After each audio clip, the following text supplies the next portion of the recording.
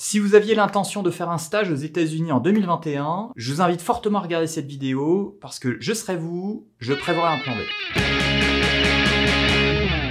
Workito Workiteuse, bonjour, bienvenue sur cette chaîne où on parle de marketing, de business et d'entrepreneuriat. Je suis Olivier, entrepreneur à Los Angeles, et aujourd'hui, on va parler stage aux États-Unis en 2021.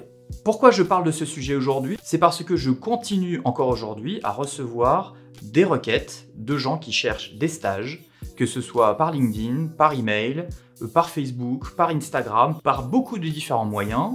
Et donc je pense que c'est important de mettre les pendules à l'heure et d'être réaliste sur l'état des stages possibles en 2021 aux États-Unis. Je tiens à rappeler qu'il y a quand même une crise qui s'appelle la crise du coronavirus, aussi connue sous le nom de crise du Covid-19, qui est quand même extrêmement importante aux États-Unis.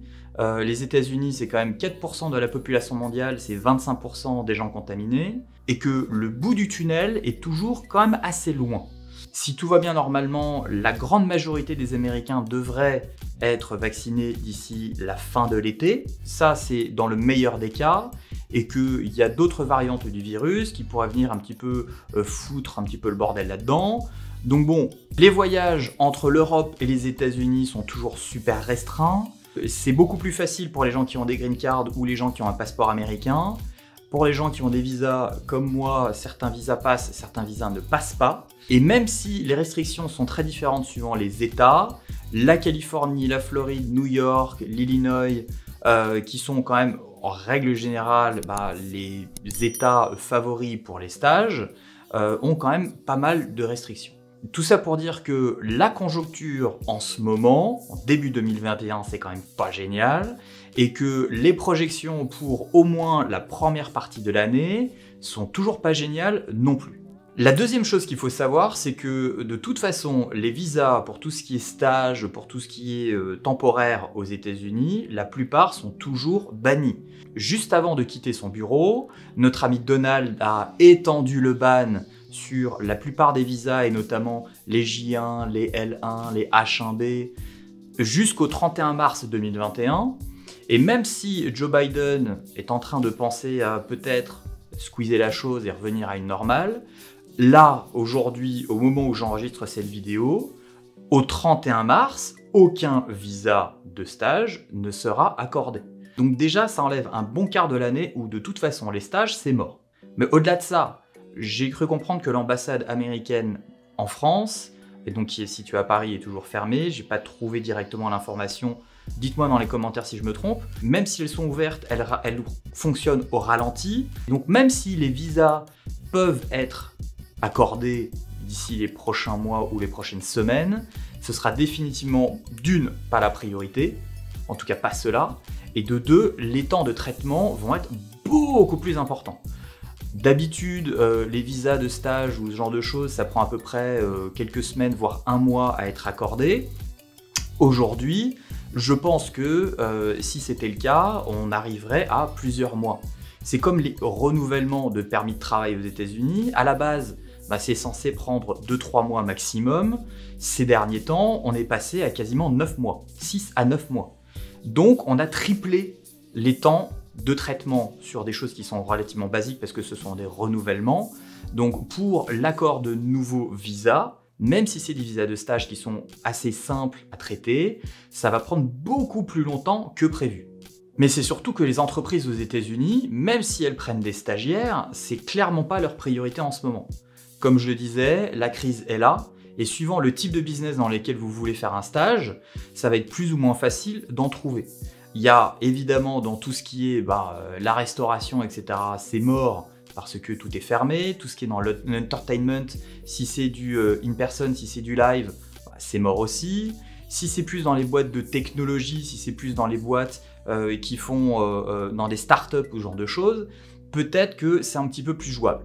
Mais c'est vrai que la plupart des entreprises aujourd'hui ont une priorité, et la priorité c'est de faire tourner l'entreprise avec des gens qui travaillent à distance. Recruter des stagiaires, ça reste quand même des frais supplémentaires, parce qu'il faut évidemment les payer. Ça veut dire aussi du management, donc ça veut dire qu'il faut les gérer, il faut les former.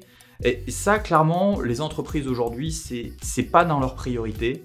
Et donc du coup, pour vous qui cherchez un stage aux États-Unis, ça limite énormément le champ des possibles. Vu qu'il y a énormément de types de business qui sont encore fermés ou qui fonctionnent à moitié dans la plupart des États, ça va être très compliqué de trouver un stage. Et même si vous en trouvez un, il va y avoir une concurrence féroce de gens qui viennent de partout dans le monde, mais aussi de gens qui sont aux États-Unis et qui cherchent aussi un stage. Mais aussi, c'est parce que l'environnement est clairement pas propice à tout ce qui est stage en ce moment. La plupart des gens travaillent de chez eux. Ça veut dire que si vous trouvez un stage, il y a de fortes chances que votre manager, et donc c'est un peu le principe d'avoir un stage, c'est d'avoir un manager qui vous apprend des choses, il y a de fortes chances que vous ne le voyez jamais, que ce soit quelqu'un qui travaille à distance. Donc ça veut dire que vous-même en tant que stagiaire, vous allez aussi travailler à distance. Dans quelles conditions? Est-ce que vous allez avoir une coloc? Est-ce que vous allez avoir une bonne connexion Internet directement là où vous allez loger? Est-ce que ça va pas être le Capharnaüm, parce qu'il y a des chances que si vous êtes avec d'autres stagiaires, ça soit la même chose pour eux. Et puis c'est surtout que l'expérience stagiaire, d'aller dans l'entreprise, d'avoir l'expérience directement sur place, avec les collègues, avec le déjeuner, avec les sorties, ça fait aussi partie de l'expérience de faire son stage aux États-Unis et de faire son stage dans un pays étranger. Si on vous enlève la moitié de ça, il n'y a vraiment pas trop d'intérêt à faire un stage à l'étranger en ce moment. Surtout que quand on vient de l'étranger, trouver un logement, c'est pas évident non plus.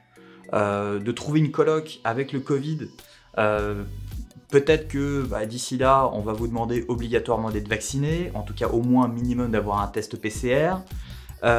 Trouver un logement, c'est pas facile en ce moment, surtout évidemment, surtout dans les villes qui coûtent très cher. De trouver un logement en coloc avec quelqu'un d'autre, avec d'autres personnes, c'est aussi un challenge en soi. Donc c'est vrai que le contexte ne se prête vraiment pas au jeu du stage. Mais c'est surtout que les choses changent extrêmement vite. Et que même si dans les prochaines semaines, imaginons, les visas de stage reviennent et peuvent être réaccordés, qu'on rouvre les frontières et que les voyages entre l'Europe et les États-Unis sont plus flexibles, et que vous avez trouvé un stage dans une entreprise qui vous plaît et dans une ville qui vous plaît, c'est pas exclu. Là, pour le coup, c'est le côté un petit peu alarmiste, mais il faut toujours anticiper dans la vie. C'est pas exclu que quelques semaines ou mois plus tard, entre le moment où vous allez avoir votre stage, vous allez demander votre visa, vous allez récupérer votre visa et que vous êtes prêt à partir, que les choses changent et que les frontières referment. Peut-être que l'entreprise ne va plus recruter de stages, etc., etc. Pourquoi? Parce que les choses sont tellement instables que tout peut changer du jour au lendemain quasiment. C'est ce qui s'est passé l'année dernière, quand le 13 mars, tout le monde a fermé les frontières du jour au lendemain. Tous les gens qui avaient des stages prévus les mois à venir aux États-Unis, mais même ailleurs, se sont retrouvés le bec dans l'eau. Qu'est-ce qui nous dit que cette année, en 2021, il ne va pas se repasser la même chose? Il y a quelques jours à peine, la France a refermé les frontières avec les États-Unis, mais aussi avec les autres continents. Pourquoi? Parce qu'il y a des variantes qui arrivent, etc. Est-ce que ça ne va pas recommencer dans quelques mois? Ça, on ne le sait pas, mais il vaut mieux anticiper. Tout ça pour dire quoi? Pour vous dire que même si vous avez prévu de faire un stage aux États-Unis en 2021, moi, je vous conseille d'avoir aussi un plan B. Et c'est super important d'avoir un plan B, peut-être en France, peut-être dans un pays voisin que la France, peut-être en Espagne, peut-être même en Angleterre, ça me paraît compliqué en ce moment, mais peut-être en Allemagne, qui est peut-être un petit peu moins sexy, mais ça peut le faire, peut-être dans un autre pays limitrophe à la France, parce que aujourd'hui, avoir un plan B, ça devient la norme. Si vous comptez juste faire un stage aux États-Unis en 2021, je pense que sur la première partie, et même peut-être jusqu'à la rentrée de septembre, ça va être quasiment impossible. Soit en termes de démarche, soit en termes de trouver un stage, et même en termes de faisabilité, ça me paraît très compliqué.